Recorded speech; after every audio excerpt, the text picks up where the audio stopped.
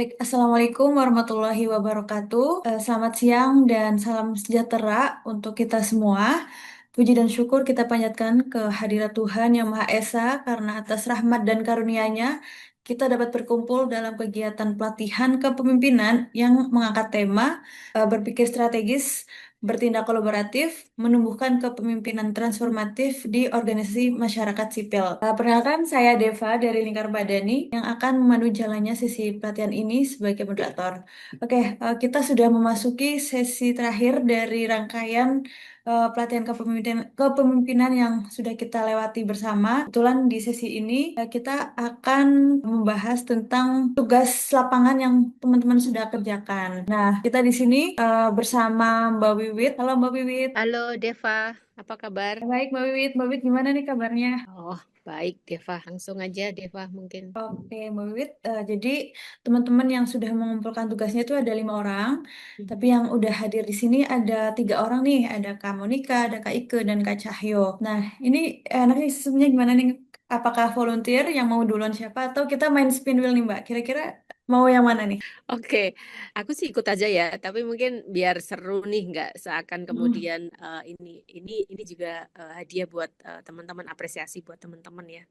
Karena sudah menyempatkan membuat tugas lapangannya kayak gitu. Nah, dimulai aja mungkin bisa ditawarkan ke teman-teman apa, Deva. Oke, kalau gitu aku tawarin dulu nih ke Kak Monika, Kak Ika, atau Kak Cahyo. Ada yang mau duluan untuk presentasi? Ini model presentasinya baca begitu atau bagaimana ya? Atau ada waktunya maksimum misalnya satu orang 3 jam, 5 jam kayak gitu. Oke, modelnya gini, teman-teman mungkin bentuknya Word ya, udah ini ya, dipaparkan aja, diceritakan dari apa-apa yang sudah dituliskan itu, gitu aja Kak Cahyo. Nah, yang ditawarkan Deva tadi, siapa yang mau lebih dulu? Apakah volunteer kayak gitu memilih, ataukah tadi nih kita memilih dulu nih pakai ini nih, apa tadi bahasanya Deva? Spin wheel, Mbak. Oke, nah silahkan. Di sini tadi ada 5 orang yang mengirimkan tugasnya, tapi yang hadir di sini baru 3. Jadi aku izin untuk menghapus dulu nih nama Kak Jayuli dan Kak Amran. Jadi yang tersisa di sini yang sudah hadir di sini ya. Oke, sudah siap? Sebentar.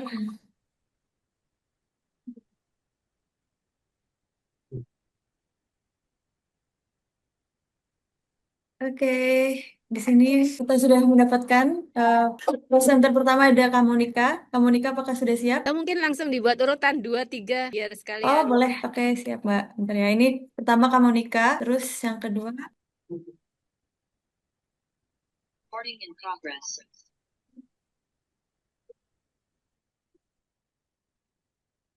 Yang kedua ada Kak Ike, dan yang ketiga nanti ada Kak Cahyo ya. Nanti gini aja, dari teman-teman sendiri, apakah perlu bantuan untuk presentasi atau mau presentasi sendiri? Aku serahkan aja ke teman-teman. Oke, terima kasih Deva. Jadi ini untuk pembagian layarnya sudah di-open. Ini teman-teman bisa melakukan share screen sendiri. Tapi jika kesulitan mungkin nanti bisa dibantu sama Deva. Oke, sekarang Kak Monik nih. Silahkan Kak Monik. Siap. Oke, saya coba share ya. Oke Kak. Sudah tampak ya? Sudah. Ya.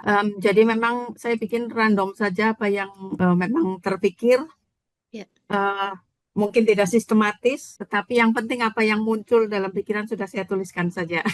Oke, sip. Ya, mungkin sedikit tentang saya mencoba melihat ini merefer dengan dari 5 topik itu ya. Kebetulan ya yang topiknya saya tidak bawa, tapi berkaitan dengan ini tentang kolaborasi yang menurut saya juga itu menjadi capaian baik bagi organisasi maupun bagi saya pribadi ya. Kebetulan memang dari awal pembentukan Yasiwa, kolaborasi itu menjadi satu pilar penting. Bahkan kalau yang di misi yang lama itu menjadi salah satu misi. Kita menyadari bahwa konservasi itu mencakup seluruh aspek kehidupan ya. Dan dulu-dulu mungkin ya konservasi itu ya pekerjaannya NGO konservasi begitu. Kalau kita bicara dengan pemerintah ya itu bukan bagian kami. Bicara dengan dunia usaha itu sudah ada tugasnya sendiri gitu. Tetapi kan kemudian dengan tren sekarang bagusnya itu yang membahagiakan bahwa sekarang pemerintah juga secara internasional kemudian pemerintah juga sudah mendorong bahwa konservasi yang sebenarnya dimaknai sebagai pemanfaatan berkelanjutan ya, yang itu ya sekarang menjadi dasar bagi semua sektor untuk mengaplikasikan itu. Kemudian kalau di sini saya sebutkan, nah ini barangkali saya dapat terminologi baru ya, kemitraan pentahelix gitu. Bahwa ada anak pemerintah, perguruan tinggi, dunia usaha, masyarakat atau NGO dan media. Tapi kalau pentahelixnya ini keliru mungkin tolong dikoreksi. Tapi itu yang saya tangkap. Di Kalimantan Timur sendiri untuk program kemitraan ini memang menjadi komitmen pemerintah provinsi ya. Ada program Kaltim Hijau dengan Green Growth Compact itu yang memang mendorong untuk para pihak untuk kerjasama. Dan seperti yang saya sebutkan dari awal sebelum ada program di Kaltim ini, Yasiwa memang sudah mendorong kolaborasi. Kami bekerja sama dengan pendidikan, kemudian juga dengan pemerintah, dengan dunia usaha seperti itu. Dan kalau merefleksikan dengan apa yang kami capai saat ini, kami boleh dibilang baru punya program yang cukup membuat Yasiwa, membesarkan Yasiwa itu di periode 2021 sampai 2024. Kami mendapat pendanaan dari TCA, di situ baru kami bisa bertumbuh dan sedikit bernafas dari yang dulu memang hanya bertahan hidup gitu. Dan kolaborasi menjadi salah satu ikon yang kami cukup banggakan karena kami ada kemitraan, kami ada MOU dengan perguruan tinggi. Itu dari aspek kemitraan. Oh ya, dan yang terakhir barangkali ini yang saya ini kan juga bahwa itu yang mungkin dulu belum terpikirkan ya. Tapi dengan program antara 3-4 tahun ini mungkin ada, meskipun ini baru satu desa ya, yang kemudian cukup percaya dengan kami, dan akhirnya sekarang pada saat Yasiwa tidak ada pendanaan, kami membantu desa untuk melaksanakan program dari insentif karbon. Nah, menurut saya itu kan sudah pergeseran ya, yang dulu mereka menjadi target pemberdayaan, sekarang boleh dibilang sebagai mitra yang sejajar. Bahkan pada saat organisasi tidak ada pendanaan nih, kami paling tidak mendapatkan ada kegiatan yang kami lakukan bersama-sama dengan mereka. Kemudian dari hati ke aksi, yang saya rasakan bahwa mungkin banyak slogan ya, melayani dari hati, tapi ya itu memang esensinya begitu. Dengan ada kekuatan dari hati itu memang menguatkan motivasi saya, terutama yang saya rasakan, kesabaran, keyakinan. Ya. Di masyarakat dampingan kami ada stereotip yang cukup dulu membuat kami agak patah semangat. Komunitas ini agak susah berubah gitu. Bahkan orang-orang yang berasal dari desa tersebut yang sudah memiliki pendidikan tinggi pada saat kami undang, beliau jawabnya, "Ibu tahu kan bagaimana sifat mereka," begitu. Nah, itu ya artinya mereka dengan stereotip itu. Tetapi saya dengan hati mungkin itu ya, saya yakini bahwa niat baik pasti akan didukung Tuhan dan semestanya. Itu terbukti lah, pada saatnya akan terbuka jalan seperti itu. Kemudian merespon tentang perubahan situasi. Ya dulu, aduh bagaimana ya ini nanti pendanaan habis, terus bagaimana ya? Jadi banyak bagaimananya.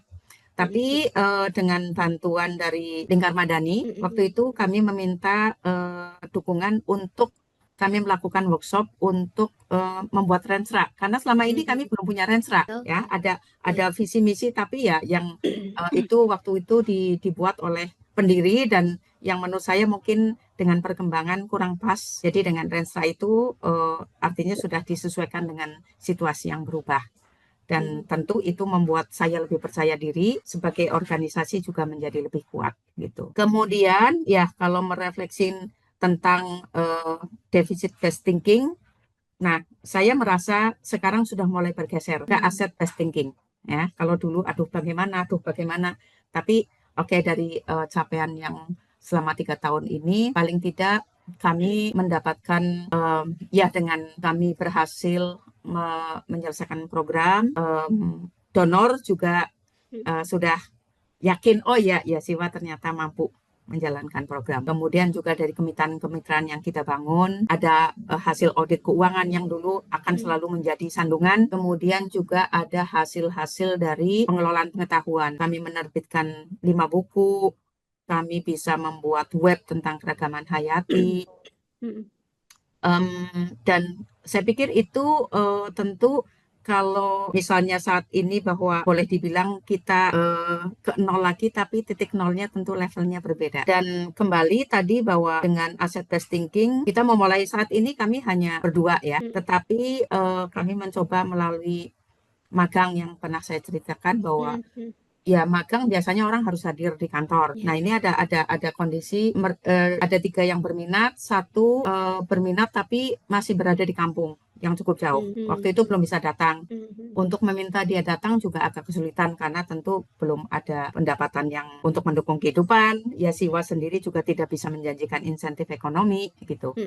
Jadi oke, magang dia melakukan sesuatu di kampung dia, di desa dia, melakukan inventarisasi keragaman hayati, yang itu tentu nanti hasilnya bagi organisasi itu adalah capaian, karena salah satunya adalah kita harus mendokumentasikan tentang keragaman hayati. Tetapi bagi mahasiswa yang magang, dia mendokumentasikan tentang kearifan komunitasnya, yang mestinya itu nanti kalau harapan saya bisa kita jadikan buku, yaitu menjadi nilai plus bagi dia individu, bagi komunitasnya, dan juga bagi kami organisasi Yasiwa tentang sungai kehidupan. Nah, itu juga wah ya, berarti ini saya dapat cara nanti bagaimana cara di satu sisi kemarin, karena pada saat kemarin simulasi juga harusnya itu sungai kehidupan individu ya, tapi ternyata saya bikinnya tentang Yasiwa gitu. Nah, saya pikir itu juga salah satu cara yang menurut saya efektif untuk menjelaskan bagaimana sejarah Yasiwa dan apa capaian-capaiannya secara tidak membosankan begitu ya. Tadinya saya pikir aduh bikin presentasi yang bagaimana ya gitu. Nah, ketemu. Tapi juga tentu itu salah satu cara nanti untuk saya mengenal staff kalau kami akan mendapatkan staff yang baru. Kemudian tahapan pengembangan tim. Nah, itu juga oke. Berarti kalau ada tim baru, saya harus jelaskan kira-kira apa yang akan terjadi.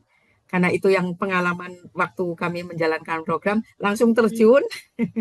Kemudian tiba-tiba kami shock di tengah jalan, aduh ada ini, ada itu, dan ini. Tapi intinya itu proses belajar yang sangat-sangat baik untuk saya, untuk organisasi. Nah, ini untuk nanti ada staf baru, saya pikir memang itu juga perlu dijelaskan agar orang tidak kaget juga, bisa mengantisipasi gitu. Kemudian ya secara umum itu materi-materi yang dalam 5 pelatihan itu sangat memperkaya ya, sangat membantu saya nantinya. Ini tadi tentang titik nol, tadi yang saya sudah sampaikan bahwa saat ini boleh dibilang Yasiwa berada di titik nol, tetapi tentu titik nolnya tuh levelnya berbeda dengan titik nol yang sebelumnya begitu. Kemudian nah yang masih menjadi pertanyaan, apakah ada metode untuk menseleksi orang yang memang kira-kira akan berminat dan cocok bekerja di OMS, karena sekarang tantangannya kan kita bersaingnya dengan perusahaan bisnis ya, yang tentu saja akan memberikan insentif ekonomi yang jauh lebih menarik. Mungkin itu saja yang bisa saya sampaikan. Silakan tolong beri masukan. Terima kasih Kak Monik, luar biasa tadi ininya ya. Tapi pertanyaan terakhir ini menarik ya. Nah, sebenarnya memang penting untuk dieksplorasi lagi ya. Kalau kemarin kita belajar memang untuk NGO ya, apalagi kemudian LSM, apalagi di daerah, untuk bisa menarik minat si mungkin anak-anak muda itu memang sebuah tantangan yang besar gitu. Nah, tadi mungkin bisa dimulai dari kalau kemarin nih pembelajaran dari LPTP ini soal kaderisasi gitu. Mungkin itu penting juga, menarik untuk dicoba karena kan model kaderisasinya berbeda nih. Jadi sebelum kaderisasi, memang kaderisasi harus dilakukan nih. Nah, tapi memang kita sudah menandai nih orang-orang yang kemudian punya potensi nih. Kayak kemarin nih, oh kira-kira orangnya kok selalu bertanya, punya inovasi. Bukan kalau dia bekerja bukan karena hanya kita suruh, tapi dia punya ide-ide untuk dikembangkan. Nah, itu sebenarnya punya potensi kayak itu. Sebenarnya semua orang punya potensi itu, tapi kemudian dia minat apa enggak gitu. Nah, itu yang kemudian memang penting dikenali lah sebagai seorang pemimpin kayak itu. Mungkin itu perlu dicoba Kak. Nanti kita bisa obrolin ya, ada satu sesi khusus kayak gitu yang kemudian memperdalam hal itu. Nah, selain itu tadi kalau kakak ya mungkin hasilnya nggak akan dipanen sekarang ya. Kalau kemudian ada mungkin kampus atau sekolah SMK kayak gitu bisa aja menerima magang dari mereka, sekaligus memang mereka bisa mulai tahu apa sih OMS gitu. Karena kan sebenarnya ini pertanyaan besar ya, refleksi buat organisasi masyarakat sipil. Kok kenapa nggak ada yang melirik kerja di OMS? Jangan-jangan memang mereka nggak tahu, masyarakat tuh nggak tahu OMS itu apa gitu. Nah itu mungkin itu juga bisa jadi cara ya untuk gimana sih supaya kerja-kerja OMS diketahui oleh masyarakat. Mungkin itu. Jadi jawabannya sih tidak bisa langsung kemudian dieksekusi ya Kak. Jadi memang proses pembelajaran gitu harus proses itu. Mungkin sementara itu nanti kita akan Oke, diskusikan setelah sesi ini. Mungkin ya. semuanya Saya bisa stop share sharing dulu dulu ya. ya. Oke. Itu Kak Monica. Terima kasih, Mbak Wit. Sama-sama. Silahkan selanjutnya. Sudah sebentar, saya share screen dulu ya. Antara refleksi atau curhat kali ya, ada curhatnya lah, ada refleksinya gitu ya. Jadi saya baca aja sebenarnya karena tidak dibikin kayak semacam PPT gitu ya. Saya mulai berkecimpung di dunia OMS sejak tahun 2006 gitu. Kebetulan OMS yang menaungi saya Pupuk Surabaya, Perkumpulan untuk Peningkatan Usaha Kecil. Jadi Pupuk itu OMS tua sebenarnya ya, OMS tua yang ada di Indonesia. Sudah ada sekitar 5 kantor perwakilan di seluruh Indonesia.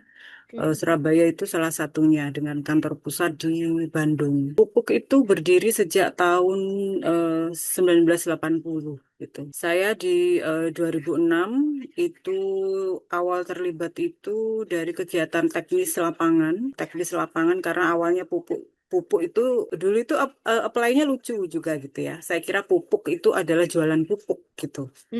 Ternyata pupuk itu adalah perkumpulan untuk peningkatan usaha kecil. Masa adaptasi saya itu lama gitu ya. Lama background saya berbeda gitu. Background saya ekonomi, akuntansi, kemudian dihadapkan dengan isu ekonomi itu agak lama adaptasinya. Saya awali dari kegiatan teknis lapangan mulai dari administrasi, manajerial lembaga, lalu kemudian di tahun 2016 saya diberikan tanggung jawab menjadi finance manager gitu ya, kalau nggak salah selama 4 tahun, 4 atau 5 tahun gitu ya, sebagai finance manager. Kemudian di 2021 saya diberi amanah menjadi direktur eksekutif kantor Pupuk Surabaya gitu. Jadi memang benar-benar jenjang itu dari bawah sekali gitu. Jadi saya dari jenjang posisi dan jabatan yang sudah saya lalui itu, saya belajar banyak tentang apa sih itu arti kepemimpinan gitu ya. Dimana sebenarnya posisi pemimpin itu penentu akan dibawa kemana lembaga ini. Karena kebetulan sejak 2026 kan saya otomatis juga mengikuti dari berbagai model direktur gitu ya. Sudah ada berapa kali pergantian direktur gitu. Jadi dari situ saya belajar figur pemimpin itu penentu. Akan dibawa kemana arah lembaga, iklim suasana kerja itu juga tergantung dari pemimpinnya gitu. Seperti apa model komunikasinya, terus interaksi kita ke pihak luar itu juga tergantung dari seperti apa sosok pimpinan kita gitu. Dari materi sesi 1 tentang pelatihan leadership, asset based thinking, saya mencoba untuk menilai diri saya secara jujur dari sudut pandang saya sendiri lah ya tentunya gitu ya. Jadi sebenarnya saya itu adalah pemimpin dari tiap tim di mana saya diposisikan gitu. Jadi apapun keputusan saya, meskipun posisi saya kecil, itu sebenarnya membawa pengaruh di tim itu sendiri. Kalau dari paparannya Mbak Wiwit itu kan ada 5 gitu ya, jiwa kepemimpinan itu ya, mulai dari berinisiatif tanpa menunggu perintah, bertanggung jawab atas yang sudah dikerjakan, menyadari bahwa yang kita lakukan itu bermakna, entah baik atau buruk gitu ya, berani bersuara, berani berpendapat, tidak takut akan perbedaan, dan mendorong orang lain untuk berkembang sesuai passionnya itu sebenarnya semua sudah ada di dalam diri saya dengan prosentase yang berbeda-beda gitu ya tentunya dengan persentase yang berbeda-beda. Jadi memang ketika saya karena mengalami sendiri ya dari awal saya menjadi tenaga lapangan kemudian finance manager, otomatis lingkup kewenangan saya berbeda. Ketika saya naik menjadi direktur, lingkup kewenangan saya juga jadi lebih luas seperti itu, dan itu tantangannya tentu berbeda. Lalu untuk gaya kepemimpinan ya, kan Mbak Wiwit itu menjelaskan ada 5 gaya kepemimpinan. Bisa dibilang sebenarnya itu saya itu perpaduan dari 3. Jadi tentang gaya kepemimpinan dari 4 tipe yang dijabarkan Mbak Wiwit, sebenarnya saya adalah kombinasi dari 3 model kepemimpinan, yaitu servan, partisipatif, dan adaptif. Saya tipikal orang yang responsif terhadap kebutuhan gitu, baik kebutuhan funding, kebutuhan tim internal saya, mitra, dan saya selalu memposisikan mitra itu setara seperti itu. Jadi terlihat selama ini komunikasi saya dengan para mitra itu terjalin dengan mudah, interaktif dan ringan gitu. Kayak setiap orang bisa dengan gampang curhat ke saya gitu, bisa terbuka dengan pendapatnya, menyampaikan pendapatnya ke saya tanpa ada beban gitu. Tapi secara personal sebenarnya saya adalah tipe perfeksionis yang saya agak susah untuk menerima perubahan gitu. Jadi sesuatu yang cepat berubah gitu, saya agak defense dalam artian ini nanti apa ya? Saya selalu berpikir dampak buruknya gitu. Jadi banyak pertimbangan yang itu kalau menurut saya itu adalah bentuk dari kehati-hatian saya dalam mengambil keputusan gitu. Karena yang jelas saya paham bahwa keputusan saya itu akan berdampak bagi semua tim dan lembaga gitu. Model kepemimpinan saya itu tidak semata-mata model kepemimpinan OMS. Jadi di 2 tabel yang pernah dipaparkan Mbak Wiwit itu ada kepemimpinan tipe OMS dan kemudian ada yang tipe swasta atau pemerintah gitu ya. Saya tidak semata-mata hanya di sisi OMS saja gitu. Jadi tidak semata-mata hanya setara, berkeadilan sosial dan menganut pemberdayaan. Ada juga tipe model pemerintahan yang saya terapkan. Karena bagi saya disiplin, administrasi yang teratur adalah etika dasar untuk keberlanjutan suatu organisasi. Saya mengambil contoh SOP ya. Jadi SOP itu dibuat sedetail mungkin, sefleksibel mungkin, sesuai dengan kebutuhan lembaga. Karena menurut saya jika SOP itu dijalankan dengan baik, maka personel lembaga tersebut akan terbiasa untuk disiplin dan teratur. Bagi saya ini penting untuk akuntabilitas lembaga dalam hal keuangan atau apapun lah gitu ya. Jadi ketika nanti ada proses audit, baik audit keuangan maupun audit kegiatan, itu akan mudah untuk dilewati. Tantangan dan hambatan yang sering saya hadapi jika kemudian saya mengadopsi dari pengembangan tim model Takmen gitu ya, adalah keinginan atau cita-cita tiap personil gitu ya. Jadi kemarin juga sempat dari saya mendengar dari beberapa lembaga juga sebenarnya OMS itu jadi kayak semacam batu loncatan gitu. Sama di pupuk pun itu terjadi gitu ya. Jadi kadang-kadang jika kemudian posisi dia tidak krusial itu sih nggak masalah gitu ya. Jika suatu tim kemudian project manajernya yang masih 4 bulan atau 5 bulan dia menjabat, kemudian dia ada tawaran kuliah di luar negeri, terus kita bisa apa kan gitu. Itu tantangannya gitu, kayak gitu. Jadi karena pupuk, saya pernah di suatu kondisi saya pernah membawai sekitar 90 orang staf gitu ya, ada sekitar 6 program. Jadi dengan variatif jumlah staf, jadi ada sekitar 89 ya, 90-an lah ya, 90-an, Hmm. termasuk tim inti dan tim lapangan gitu. Jadi turnovernya tinggi sekali, konflik yang dihadapi pun itu tidak hanya dari level lembaga, tapi juga dari level lapangan gitu. Yang kemudian kita dituntut untuk berpikir cepat, kita dituntut untuk berpikir strategis gitu ya. Kalau orang Jawa bilang satset, satset wet gitu. Itu memang seperti itu gitu. Karena kembali lagi waktu itu memang program yang saya kerjakan lumayan banyak gitu ya. Jadi, tapi saya menyadari dan menghargai proses itu. Ketika orang, oke, kamu menganggap pupuk ini batu loncatan gitu ya. Tapi di sisi lain saya tuh merasa bangga gitu ya. Saya merasa bangga dia sudah bisa keterima S2 di luar negeri. Ada sedikit banyak campur tangan pupuk di situ. Saya merasa bangga gitu. Meskipun di sisi lain saya juga kerepotan bagaimana kemudian mengganti posisinya dan mencari orang lagi, mengkader lagi dari awal itu juga tantangan bagi saya. Tapi menurut saya itu adalah hal yang wajar dan akan dilalui oleh lembaga manapun gitu. Tidak dipungkiri ya Mbak Wiwit, Iya. faktor like and dislike itu selalu ada Iya, dimanapun betul. dan siapapun pimpinannya gitu ya. Saya pun juga mengalaminya gitu. Tapi kembali lagi karena kita pimpinan, dan saya memposisikan diri sebagai pimpinan, saya tidak boleh baper gitu ya. Apalagi tadi di awal bahwa saya punya tantangan, saya punya kesulitan untuk memahami gitu ya. Background saya adalah ekonomi akuntansi, sementara saya diminta untuk tahu, paham terkait isu-isu ekonomi makro, ekonomi meso, lingkungan, terus kemudian perhutanan sosial, sesuatu yang mungkin baru sekali bagi saya gitu, yang mau tidak mau saya harus banyak belajar di situ. Karena kembali lagi bahwa saya berusaha untuk memposisikan diri saya pantas.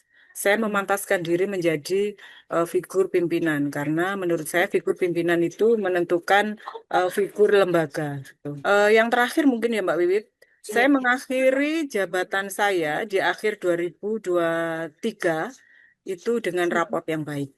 Menurut saya tentunya ya. Menurut saya tentunya. Jadi menjelang masa berakhir jabatan saya bisa mengkoordinir suatu acara tingkat nasional yang melibatkan sekitar 300 orang. Ya, jadi di akhir masa jabatan saya itu saya bisa mengkoordinir, menginisiasi suatu acara tingkat nasional di mana itu mempertemukan women champion dari seluruh Indonesia gitu ya. Women dan youth champion gitu dari Aceh hingga Papua. Saya juga berhasil mendatangkan narasumber dari dalam dan luar negeri, dari pihak kementerian, dari pihak provinsi, kota, akademisi gitu. Itu belum pernah sebelumnya saya lakukan gitu. Bagi saya itu prestasi sendiri bagi saya dan banyak sekali pujian yang saya dapat. Bukan untuk saya pribadi tentunya untuk pupuk gitu ya. Dan saya juga meninggalkan keuangan lembaga dalam keadaan sangat sehat. Program juga long term gitu ya. Long term ongoing itu masih ada sekitar 4 atau 5 gitu ya untuk sekitar 2 sampai 3 tahun gitu. Terus kemudian relasi dengan lembaga lain itu juga baik di penutup saya gitu. Memang banyak yang menyayangkan kenapa kok sudah mengajukan resign gitu. Tapi kembali lagi, Pak, kemarin ketika saya memaparkan tentang sungai kehidupan gitu, kita bisa berhak memilih yang terbaik untuk diri kita gitu ya. Tapi kita harus melakukan yang terbaik dari tiap pilihan yang sudah kita ambil gitu. Jadi kalau untuk saat ini gitu ya, kalau untuk saat ini saya masih banyak menerima permintaan untuk sharing, untuk apa namanya review, baik itu laporan keuangan atau laporan program, baik dari lembaga saya sendiri maupun dari lembaga lain gitu ya.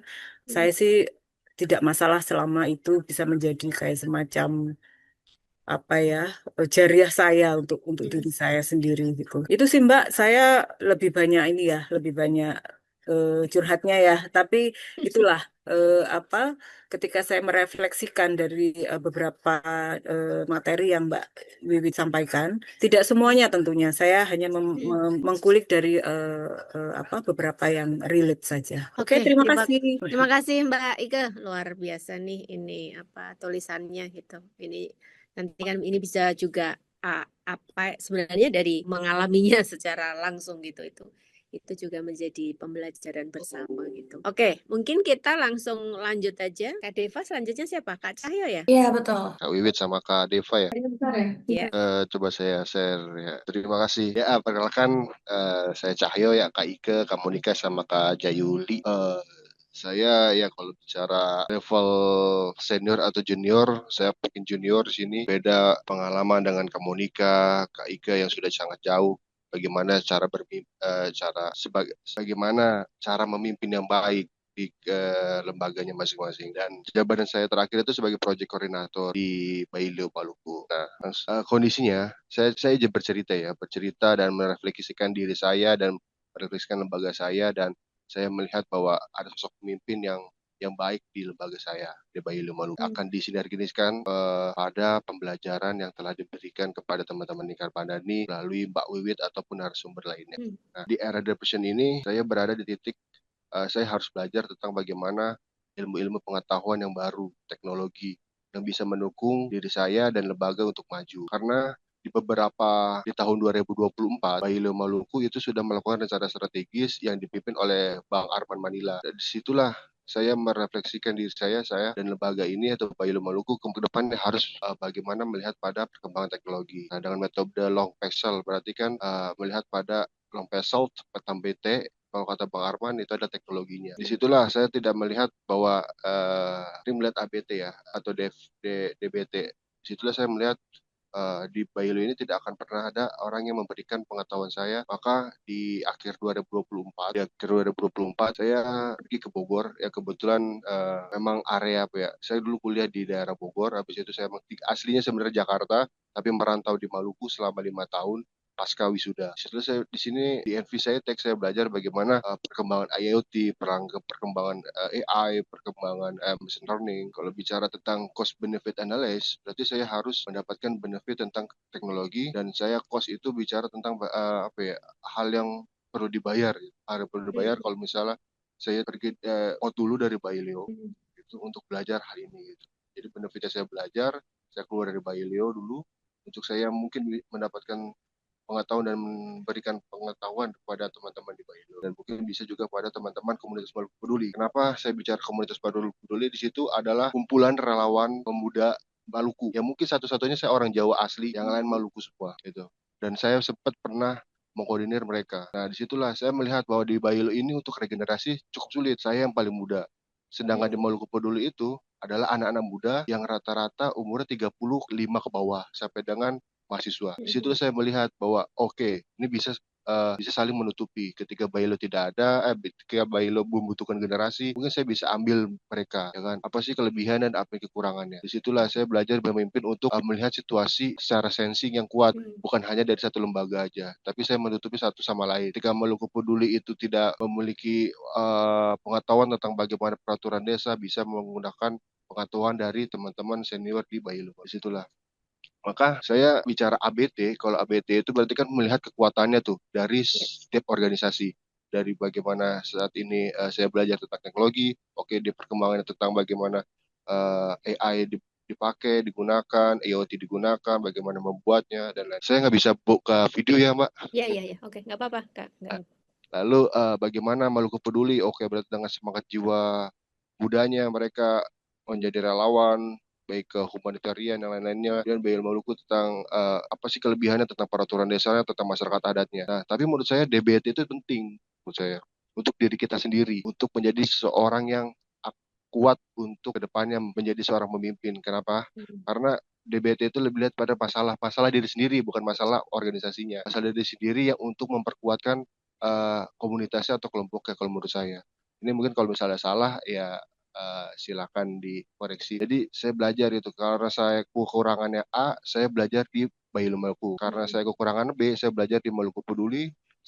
Kalau saya punya kekurangan C, saya belajar di NPC Tech ini tentang teknologi lingkungan. Nah, disitulah ABT atau DBT mempunyai porsinya masing-masing menurut saya. Tetapi kalau bicara tentang pemimpin di organisasi, maka ABT lah yang harus menjadi pegangan dalam setiap insan manusianya. Lanjut, kalau misalnya kita flashback kepada senior atau direktur yang sebelumnya di Bayu Maluku itu berhasil untuk melakukan regenerasi. Saat ini direkturnya adalah direktur baru. Saya mungkin kalau misalnya tidak ada direktur lama, saya tidak akan tetap bertahan di Baileo. Karena menurut saya ada hal yang kurang dari direktur tersebut, ada hal yang lebih dari direktur tersebut. Tetapi lebih banyak lebih banyak saya mengacu atau kuat karena sosok direktur yang lama tersebut. Kenapa sih harus saya stay di sini? Saya harus berada di Baileo. Saya terus berjuang, saya harus membantu Baileo kan. Nah, itulah berarti ada keberhasilan dari pemimpin sebelumnya yang diberikan kepada saya dan diyakinkan kepada saya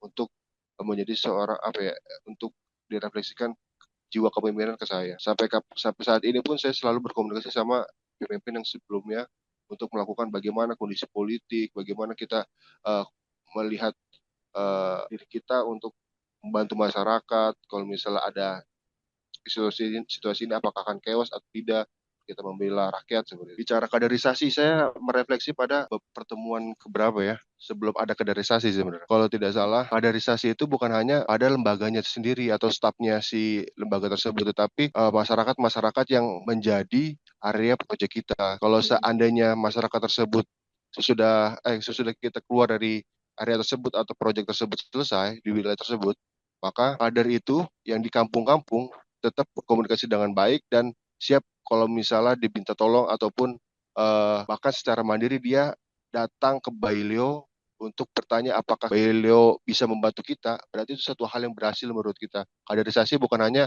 pada staf project tetapi pada masyarakat yang melihat bahwa Baileo itu atau lembaga kita itu ada gitu, ada selalu walaupun proyek itu tidak ada. Kemudian bicara tentang kalau bicara tentang metode Tukmen itu semuanya dilalami ya dari awal sampai akhir sampai dengan titik nol yang bukan titik nol ya, dari awalnya cuma 2 orang 3 orang bisa tambah ke 20 orang.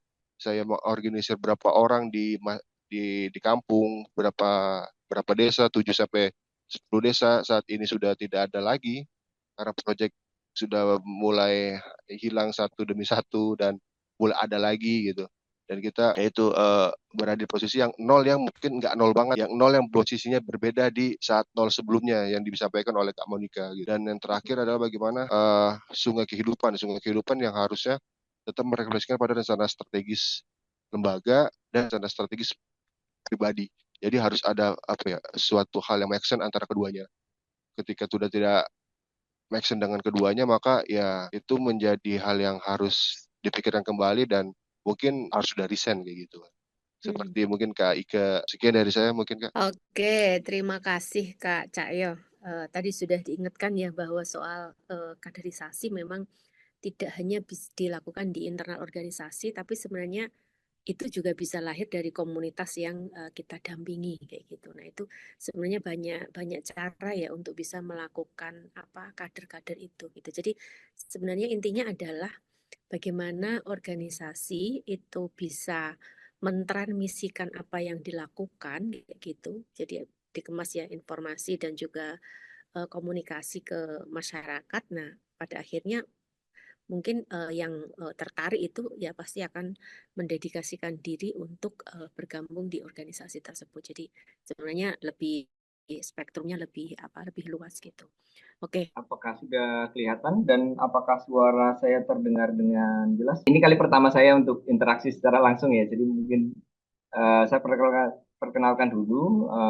Saya Muhammad Jayudi. Saat ini saya bekerja di Conservation Action Network, sebuah organisasi yang berbasis di Kalimantan Timur ya, untuk perlindungan hutan dan satwa liar gitu.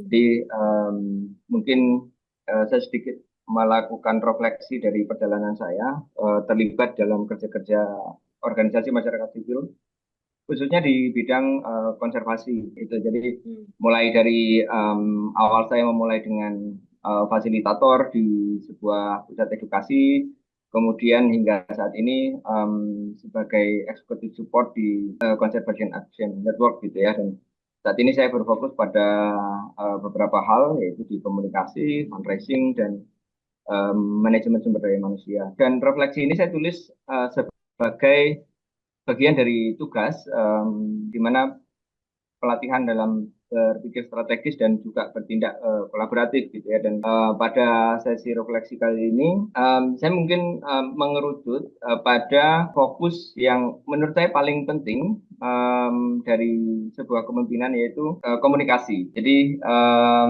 komunikasi yang hidup menurut saya cukup penting untuk menjadi kunci dalam sebuah kepemimpinan. Mungkin saya bercerita sedikit tentang peran saya di tahun lalu, 2 tahun yang lalu, untuk memimpin sebuah proyek di Sulawesi Tengah, di Kabupaten Banggai, untuk mengurangi upaya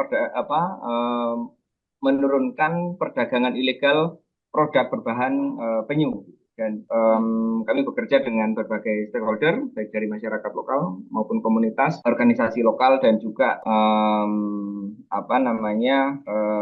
masyarakat secara umum. Jadi saya membawa teman-teman atau stakeholder ini untuk juga turut berpikir, untuk brainstorm dan juga mengamati gitu, sehingga bisa menentukan strategi pendekatan yang terbaik gitu. Jadi saya ajak mereka untuk berpikir, kemudian menceritakan pengalaman, sehingga misalnya mungkin semua orang tahu bahwa perdagangan produk berbahan penyu, misalnya gelang, cincin gitu, itu ilegal dan ada undang-undang yang mengancam gitu. Tapi ketika kita menyampaikan bahwa undang-undang itu akan mengancam mereka ketika mereka memakai, menggunakan atau membeli, mungkin menjual gitu, mungkin mereka nggak peduli karena faktor ekonomi. Tapi kalau misalnya dengan para calon pembeli ini kita ajak mereka untuk berpikir, proses pengambilan produk berbahan penyu ini sangat kejam. Kita ceritakan betapa sadisnya para pelaku, misalnya mereka mengambil produk penyu atau menangkap penyu di laut secara hidup-hidup, kemudian punggungnya itu disiram air panas atau dibakar untuk mempermudah pencongkelan, pengambilan. Kemudian setelah itu bersih, lalu mereka akan melepaskan kembali ke laut gitu, penyu itu dengan kondisi yang punggungnya terluka. Nah, dengan proses komunikasi itu cukup berhasil. Banyak dari masyarakat yang setelah mendengar cerita-cerita itu dengan penyampaian yang baik gitu, mereka bisa menjadi sadar dan menyerahkan produk yang mereka pakai, produk yang mereka jual untuk diserahkan ke kami, dititipkan ke kami, ataupun diserahkan langsung dengan pihak yang berwenang gitu. Dan menurut saya itu juga membutuhkan proses komunikasi yang cukup kompleks, karena mulai dari brainstorming, melibatkan berbagai pihak, membuat teman-teman berani untuk mengusulkan ide dan lain sebagainya gitu. Tentunya dalam proses itu kita perlu juga membuat berbagai batasan ya, untuk menyelaraskan konteksnya, kemudian membangun kredibilitas yang kuat, dan juga kejelasan pesan kepada target audiens itu juga harus kuat gitu. Nah, kemudian di dalam manajemen SDM atau di internal, saya juga mengaplikasikan active listening gitu, mendengarkan. Jadi saya memasukkan proses mendengarkan itu menjadi sebuah tindakan kepemimpinan gitu. Nah, kadang ada beberapa, karena saya secara posisi di sebuah organisasi bukan menjadi top leader atau bukan menjadi posisi yang paling atas untuk mengambil sebuah keputusan dan lain sebagainya, tetapi dalam level, misalnya dalam memimpin proyek dan lain sebagainya, banyak sekali dinamika-dinamika yang terjadi. Nah, kadang kita harus menerjemahkan order dari posisi tertinggi, baik itu direktur ataupun kemauan donor ataupun stakeholder kepada tim di lapangan gitu. Dan itu menciptakan dinamika. Nah, untuk memanage itu, saya selalu berpikir bahwa teman-teman atau masing-masing individu punya kemampuan atau punya sudut pandang yang penting, sehingga mereka bisa juga turut aktif dalam menyelesaikan masalah. Sehingga masalah itu selalu saya bagi kepada teman-teman di lapangan, kemudian saya ajak mereka untuk berpikir, menyelaraskan visi organisasi dengan visi pribadi dan juga visi dari proyek itu sendiri. Nah, dengan seperti itu mendorong mereka untuk bercerita, untuk berpendapat. Itu saya bisa memetakan, oh, cara komunikasi si A itu melalui pendekatan apa, gitu. Kemudian si B melalui pendekatan apa. Bahkan saya sampai mewajibkan teman-teman untuk melakukan tes MBTI gitu untuk bisa memetakan dari masing-masing individu bagaimana proses pengambilan keputusan mereka, kemudian cara berpikir mereka itu apakah melalui rasional atau analisis atau pendekatannya melalui perasaan gitu. Jadi dengan mempelajari masing-masing karakter itu, saya bisa mendengarkan dari hati mereka dan juga dari pikiran mereka, kemudian menuangkan kembali, menyelaraskan kembali dengan visi misi organisasi maupun proyek. Gitu. Sehingga saya membagikan masalah, kemudian saya juga mendorong mereka untuk mengambil keputusan sesuai dengan level keberanian teman-teman di lapangan dalam mengambil resiko. Jadi saya selalu tugas saya hanya menyampaikan masalah, kemudian batasannya seperti apa, lalu teman-teman saya berikan kebebasan untuk mengambil keputusan tindakan apa yang bisa mereka lakukan dengan berbagai pertimbangan risiko yang ada. Mungkin itu dari refleksi gaya kepemimpinan dan juga dalam proses komunikasi, sehingga membuat saya bisa terus mengalir gitu ya dalam membawa sebuah misi dari organisasi itu sendiri. Mungkin itu dari saya. Oke, terima kasih Kak Sazuli. Masih ada lagi nggak, Fah, yang lain? Sebenarnya ada satu lagi tapi tidak hadir, Mbak. Oke, baik. Ini refleksinya sungguh luar biasa ya. Jadi karena hari ini memang tidak ada materi khusus, ini materi untuk teman-teman merefleksikan ya dari sesi 1 sampai sesi 5 gitu. Nah, saya merangkumnya nih dalam satu slide sebagai pengingat ya. Ininya sebentar, saya izin untuk share screen. Jadi ini tadi sih sebenarnya teman-teman sudah menceritakan, tapi secara keseluruhannya ketika ingin menumbuhkan kepemimpinan yang transformasi ya, transformasional di OMS, ini sebenarnya di awal itu kita semua, jadi setiap orang itu sebenarnya adalah pemimpin gitu. Nah, kemarin juga muncul ya bahwa kita di dalam Islam itu dijelaskan bahwa kita tuh pemimpin untuk diri kita sendiri gitu. Nah, di dalam teorinya kayak gitu, kalau mau bicara sedikit teori dijelaskan juga bahwa setiap orang itu adalah pemimpin. Jadi kepemimpinan, ketika bicara kepemimpinan itu bukan soal posisi ya, tapi soal inisiatif dan tanggung jawab. Karena kemarin ya soal leadership itu bagaimana memotivasi, mengarahkan kayak gitu, sampai kemudian sampai pada tujuan yang diharapkan gitu. Jadi bicara leadership siapa saja itu memiliki gitu. Nah, tapi kemudian bagaimana sampai pada kepemimpinan yang transformasional. Di dalam proses ini itu diperlukan nih kita mengenali atau mengenali soal leadership diri kita sendiri itu seperti apa tadi. Teman-teman dari proses pertama kan melihat ya refleksi kayak gitu tadi, ini juga muncul kayak gitu. Seperti apa sih leadership yang aku miliki kayak gitu. Nah, kemudian supaya kemudian menjadi transformasional gitu, kira-kira apa yang penting kemudian tingkatkan lagi gitu. Nah, kemarin ini sebenarnya materi-materi yang kemudian dipilih supaya kemudian bisa membantu mengenali leadership diri sendiri gitu. Memang kemarin saya nggak urutin dulu sungai kehidupan di depan. Kalau sungai kehidupannya di depan itu kurang menarik ya. Saya taruh memang agak di belakang gitu. Karena kemudian memang harus menggali dari diri kita sendiri gitu. Nah, kalau kemarin saya coba dari realita dulu. Secara umum itu seperti apa gitu. Oh, dari aset cara pandang dulu nih, aset based thinking nih. Kemudian oh dari setelah cara pandang kemudian ada nih bagaimana sih kalau bicara 5 tahapan Tuckman sebenarnya titik tekannya adalah apa nih peran pemimpin di masing-masing tahapan gitu. Jadi tahapan itu sebenarnya sudah hal yang lumrah gitu. Itu memang harus dilalui di dalam mengembangkan sebuah tim itu. Itu tidak bisa nggak dilewati gitu. Memang tahapan itu akan ada di situ. Nah, panjang pendeknya waktu itu tergantung itu. Maka di situ kemudian supaya lebih efektif, maka peran pimpinan menjadi penting. Pimpinan perlu tahu 5 tahapan itu dan kemudian mempersiapkan nih. Kalau memasuki tahapan ini apa yang harus dipersiapkan. Jadi kayak pengingat nih sebagai apa sih leadernya gitu. Jadi pesan itu yang kemudian ingin disampaikan gitu. Nah, kemudian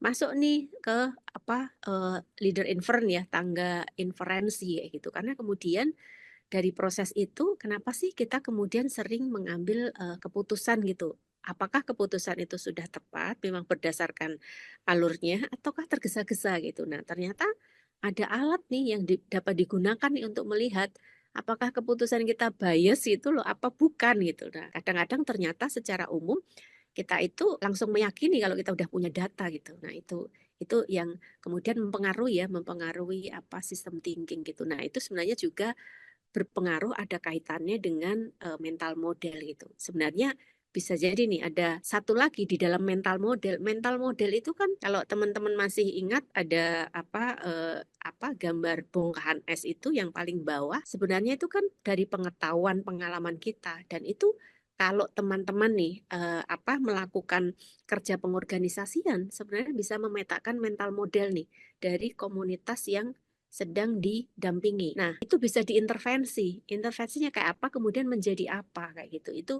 Itu bisa. Jadi yang kondisi saat ini kayak baseline-nya gitu, kemudian ada intervensi, apa yang akan diharapkan. Nah, itu sebenarnya bisa juga menjadi kerangka acuan ya si apa namanya model apa namanya gunung es itu kayak gitu untuk apa sistem thinking kayak gitu. Nah, ini sebenarnya itu juga bisa dikembangkan karena itu kan apa dikembangkan oleh Peter Singe ya itu bisa teman-teman cari di internet itu banyak sekali apa ulasannya dan ada bukunya juga gitu. Nah, itu juga menarik di dalam konteks bagaimana membangun kepemimpinan yang transformasional gitu. Karena kan kepemimpinan yang transformasional tadi sudah diingetin sama Mbak Ike ya. Jadi harus berinisiatif, kemudian bertanggung jawab, bermakna kayak gitu, kemudian berani bersuara, kemudian mendorong orang lain untuk tumbuh. Tentunya kan ada apa nilai-nilai penting yang kemudian harus diutamakan. Nah, itu akan menjadi modal kuat bagi kepemimpinan yang transformasional. Nah, kemudian bicara soal kader ya, karena itu juga menjadi tantangan tadi juga masih di mention atau disinggung oleh Kak Moni, kemudian tadi apa Kak Cahyo juga menyinggung gitu soal kader gitu. Nah, di sini kemarin dari pengalaman LPTP gitu disampaikan mereka itu memahami karena pentingnya keberlanjutan itu jangan sampai organisasi itu mati ya. Tapi sebenarnya di dalam sebuah perkembangan ya sesuatu itu pasti akan ada titik berhentinya gitu ya sama kayak kehidupan kita gitu. Nah, tapi kan kemudian bagaimana menjaga keberlanjutannya supaya berkualitas itu tadi. Nah, itu salah satunya adalah dengan pola kader. Jadi kaderisasi ya. Jadi LPTP itu menamai atau memaknai kader itu sebagai aset organisasi. Nah, ketika kader sebagai aset, maka kemudian harus dikelola gitu. Nah, mereka punya nih sampai kemudian menemukan nih ada ini penamaan saya ya soal mandala kaderisasi karena dari lingkaran itu ada empat bagian nih yang kemudian memang apa diterapkan untuk melakukan kaderisasi gitu. Ada visi dan misi, pengetahuan dan keterampilan juga harus dipastikan, tanggung jawab, kemudian soal aset dan pengelolaan SDM gitu semua. Jadi harus dipastikan 4 mandala kaderisasi itu diterima oleh si kader itu gitu. Nah, selain mandala kaderisasi sebenarnya ada manajemen kader ya, ada olah kadernya, pengolahan kader. Nah, itu ada 8 nih kalau bahasanya Mas Bino kemarin tuh olah mengolah ya. Jadi ini saya ngingatin nih, ada ide bagaimana ide-ide si kader itu juga diolah keluarganya. Jadi jangan sampai orang yang ada di dalam itu kita nggak tahu sama sekali gitu. Jadi kemarin cara taunya itu sudah bisa menggunakan metode sungai kehidupan itu cukup sederhana dan kemudian mudah untuk dipahami gitu. Nah, kemudian juga harus mengelola nih bagaimana kemudian dengan warga masyarakat dan anggotanya. Kemudian hasil kerjanya juga harus dipastikan dilihat bagaimana mengelola cita-citanya, kemudian soal hartanya, informasi dan juga kemudian mitra jaringan. Jadi ini dari apa yang diterapkan oleh LPTP. Nah, nanti mungkin soal materi bisa dicek kembali ya dari apa materinya Mas Mino kayak gitu. Nah, saya kembali ke sini nih. Jadi itu yang kemudian karena kemudian kader didudukkan sebagai sebuah aset organisasi gitu. Jadi memang harus dikelola gitu supaya kemudian bisa bermanfaat karena kan sebagai aset nih. Nah, selanjutnya kemarin kita bicara soal tadi, apa sih cara yang kemudian bisa digunakan kayak gitu untuk membangun komunikasi gitu, untuk mengenal tadi antar individu yang ada di organisasi dan mungkin juga bisa untuk membangun jaringannya gitu, memperkuat di komunitas. Nah, ada nih metode sungai kehidupan itu sebenarnya kemarin ada poin-poin penting yang harus diingat bahwa di dalam praktek sungai kehidupan harus membuat kesepakatan nih. Aturan itu harus dijaga bahwa karena supaya ada trust nih kalau orang bercerita karena ini udah masuk ke lingkup individu. Jadi situasinya harus dipastikan, harus diikat supaya mereka percaya bahwa ruang ini adalah ruang bersama hanya untuk kita dan apa yang diobrolin di sini hanya akan menjadi konsumsi kita di sini, tidak akan dibawa keluar. Nah, itu menjadi penting itu, aturan itu. Dan memang di metode sungai kehidupan itu ini kita memang benar-benar belajar sebagai pendengar. Tidak boleh ada yang menghakimi, yaitu jadi yang bercerita pun merasa kemudian ini menjadi ruangku karena aku tidak pernah disalahkan, dihakimi, dipertanyakan gitu. Nah, yang mendengarkan pun juga belajar mendengarkan gitu karena selama ini kalau ikut diskusi langsung tuh oh begini gitu. Tapi ini enggak. Jadi ruang itu kemudian juga menjadi penting ya kita belajar berbicara tanpa dihakimi dan juga mendengarkan gitu. Nah, itu menjadi metode yang kemudian bisa mengenali ya, membantu mengenali bahkan diri kita sendiri juga gitu dan juga tim ataupun mungkin ketika itu diterapkan di komunitas. Nah, jadi prinsip-prinsip itu tadi yang kemudian harus dijaga soal ruang aman itu. Nah, kemudian di terakhir nih soal komunikasi efektif nih, kita melihat ada 5 unsur komunikasinya Laswell nih. Jadi itu juga bisa menjadi bahan pertimbangan kalau mau melakukan komunikasi efektif. Yang akan komunikasi siapa? Tentu direktur. Sasarannya siapa kayak gitu, salurannya apa, pesannya apa gitu. Dampak yang mau diharapkan dari komunikasi ini apa? Nah, itu sebisa mungkin itu juga menjadi satu rangkaian ya supaya kemudian tadi bisa efektif itu tadi. Nah, mungkin ini juga bisa digunakan nih teknik komunikasi untuk membangun komunikasi efektif ini untuk ke masyarakat ya supaya untuk membangun kader itu. Jadi sudah bisa dipikirkan nih karena dampak yang diharapkan adalah ada kader-kader lahir dari komunitas itu sudah ditaruh. Jadi tinggal nih dipikirkan siapa yang akan komunikasi dari mana, pesannya seperti apa, saluran yang digunakan apa, kemudian isi pesannya soal apa gitu. Nah, yang sekarang ini kemudian karena kemarin saya berbagi teman-teman dan juga mungkin jadi tantangan kita bersama.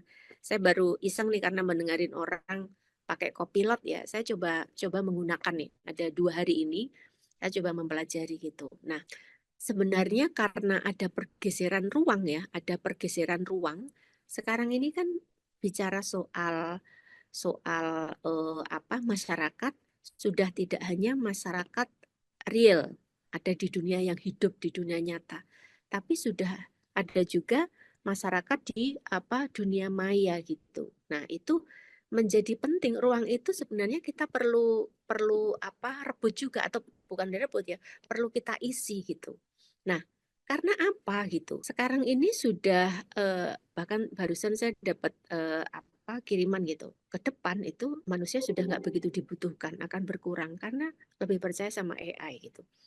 Artinya kalau teman-teman coba bicara sama Copilot, pakai Copilot gitu. Otak Copilot itu kan sumbernya dari data-data yang ada di internet gitu. Nah, sementara ya artinya apapun data itu, entah itu hoax, entah itu benar, itu pokoknya itu yang menjadi rujukan Copilot. Sementara Copilot saat ini menjadi rujukan siapa saja.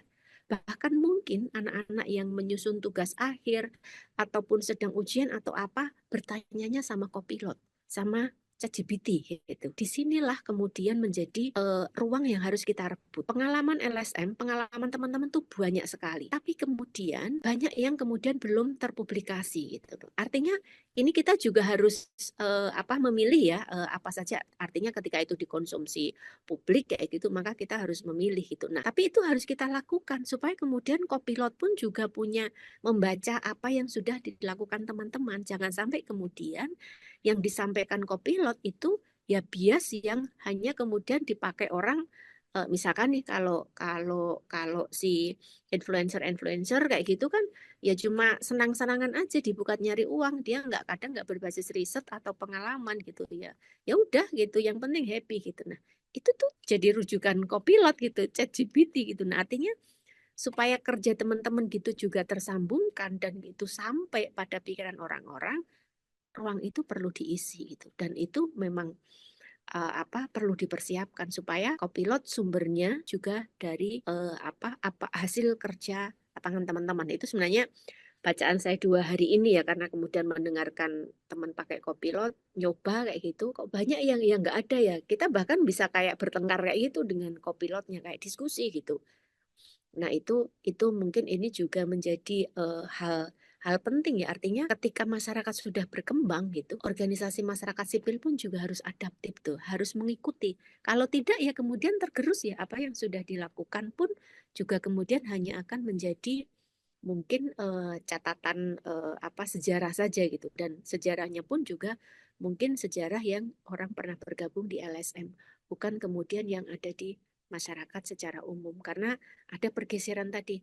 Masyarakat secara real, secara nyata, sekarang sudah ada nih masyarakat di dunia maya gitu, yang kemudian memang aturannya belum sefaktual atau selengkap kemudian yang ada di dunia nyata gitu. Nah, itu ruang-ruang itu penting kemudian kita isi supaya kemudian ada keberimbangan. Itu kira-kira rangkuman ya secara keseluruhan gitu. Kalau teman-teman masih akan ada diskusi, silakan, kita masih ada waktu gitu. Silakan. Ya, baik, Mbak Wiwit, sebelum kita masuk ke sisi diskusi, aku mau ngajak teman-teman untuk foto bersama dulu nih. 1, 2, 3. Oke, satu kali lagi. Silakan kalau misalnya mau bergaya.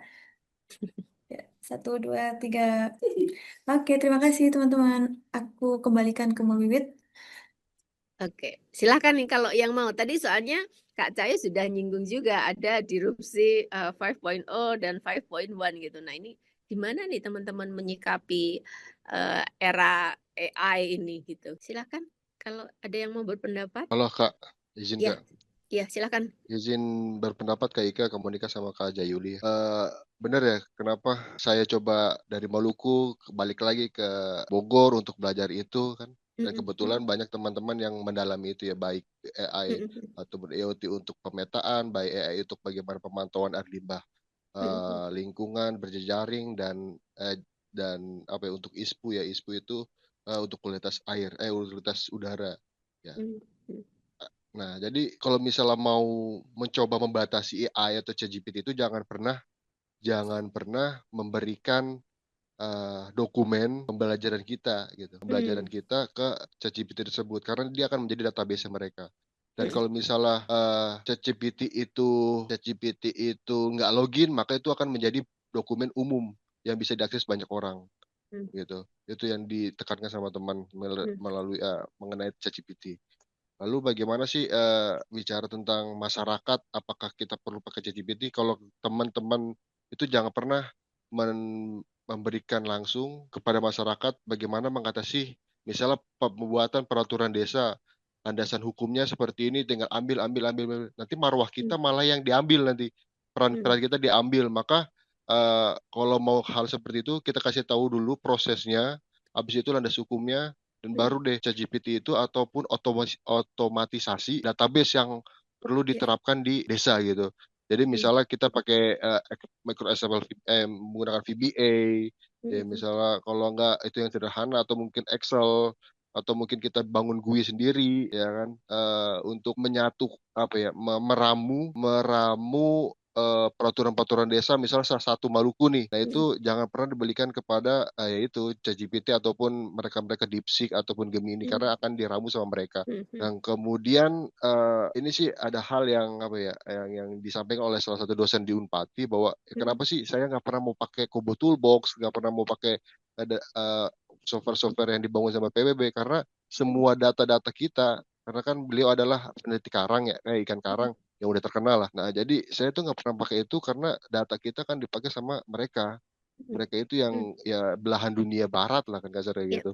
Yang itu yang ya jadi harus hati-hati untuk mencoba mengupload di script D gitu kan. Script D itu yang mungkin akan makin lama ya tergerus lah kita yang benar-benar turun dari akar rumput, membangun proses dan ya mulai mencoba untuk membangun pemahaman teknologi, tapi ada batasnya sih. Jadi si Batu kita punya SOP sendiri untuk menyampaikan teknologi kepada masyarakat gitu sih, Mas. Oke, makasih Kak Cahyo. Mantap ya. Artinya memang harus ditemukan aturan-aturan dengan penggunaan tadi. Kita sudah ada level 2 dunia gitu. Nah, yang sebenarnya yang saya maksudkan untuk mengisi ruang itu adalah ini cara berpikir mereka. Jadi saya sepakat kita jangan mengupload apapun ketika kita minta tolong si Copilot itu gitu. Jangan ngupload dokumen. Tapi mereka memberikan masukan ke kita itu kan. Misalkan nih kita misalkan saya nanya nih soal bagaimana pengelolaan keanekaragaman hayati, buatkan referensinya. Nah, dari situ ada referensinya nih. Jadi yang saya maksudkan adalah mungkin produk-produk yang dihasilkan oleh teman-teman itu sudah dikemas dalam kayak e-book kayak gitu atau mungkin dalam bentuk jurnal gitu. Sehingga kemudian itu bisa menjadi referensi ya yang digunakan oleh si Copilot atau ChatGPT itu gitu. Jadi bukan dalam konteks kemudian jangan sampai ya teman-teman nanti malah hilang ya perjuangan perubahannya kalau kemudian dokumen kita langsung kasihkan mereka sudah langsung mensintesakan kayak gitu jadi lebih rapi gitu. Nah, mungkin itu penting untuk dihindari. Jadi sebenarnya yang saya maksudkan ruang kosong yang harus diisi adalah tadi hasil-hasil kerja dalam bentuk e-book ataupun jurnal itu penting kemudian untuk artinya itu pun juga ada screening ya penting untuk kemudian dicek ulang lagi kira-kira yang memang bisa dikonsumsi secara umum itu apa gitu sehingga kemudian itu juga bisa memberikan warna gitu karena itu tadi ada pergeseran soal masyarakat real nyata dan kemudian dunia maya gitu. Oke, silahkan kemudian mau berpendapat Kak Ike, Kak Monika, Kak Jayuli, atau mungkin Kak Cahyo lagi. Pengalaman tadi sangat banyak ya Kak Cahyo sudah belajar soal ini AI ini sendiri gitu. Silahkan. Oke, Kak Cahyo kalau memang yang lainnya tidak ada nih, apakah sudah ada nih teman-teman yang mengembangkan SOP gitu untuk yang ini bagaimana menghadapi era digital ini? Mungkin ada lembaga yang sudah ini menerapkan. Tahu saya sih belum ada Mbak ya kalau bicara tentang OMS itu sendiri sih. Lebih banyak peran-peran IoT, GPT chatbox-nya itu untuk mengatasi masalah atau pertanyaan-pertanyaan secara secara naratif kayak gitu sih Mbak. Kalau misalnya SOP ya belum ada sih. Kita cobain jadi teman itu mencoba ini semacam prompt A terus terusin dia membuat prompt A tentang SOP. Ya kan, SOP A, habis itu diubah lagi menggunakan prompt B suatu hal yang beda, misalnya prompt A prompt B itu tolak belakang, itu bakalan ngawur tuh ya kan. Nah itu bakalan ngawur, maka harus ada prompt sendiri. Saya ingin menggunakan prompt baru, nah maka dia akan menggunakan prompt yang akan kita masukkan terlebih dahulu. Jadi kayak gitu bicara itu sih Mbak, yang bicara SOP OMS ataupun yang lain itu belum sampai ke sana sih.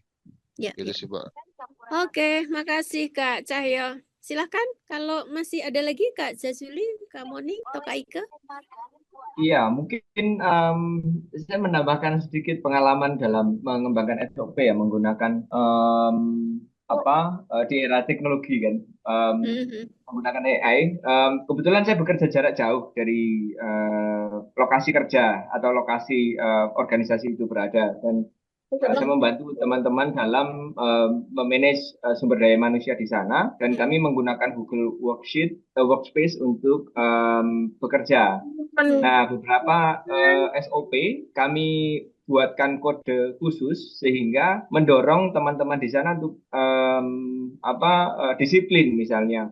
Karena misalnya mereka melewati waktu di luar dari kode yang sudah kita sesuaikan, maka terdapat notifikasi yang masuk ke email bahwa si A melakukan keterlambatan dalam mengisi misalnya. Nah, hal-hal seperti itu menjadi indikator penilaian kinerja itu. Oke, terima kasih Kak Zazuli. Silakan, mungkin Kak Monica atau Kak Ika. Kalau pupuk sih setahu saya belum ada ya. Belum ada SOP terkait penggunaan AI, ChatGPT atau yang sejenisnya gitu ya.